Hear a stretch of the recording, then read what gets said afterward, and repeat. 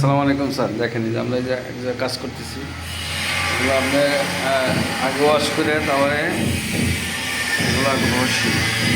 দেখেন আমাদের ঘষে একটি অবস্থা দেখেন, দেখার পরে কালার করে তাহলে এই দেখেন আমরা কীভাবে কাজ করি। আগে ওয়াশ করছি, ওয়াশ করার পরে আমরা দেখেন তাহলে পুডিং লাগছে, ঠিক পুডিং দিয়ে এই দেখেন অবস্থা। কাজের কোয়ালিটি লাস্টে এটা ফিনিশিং আজকে রাত্রে দেখাবো স্যার, ঠিক আছে।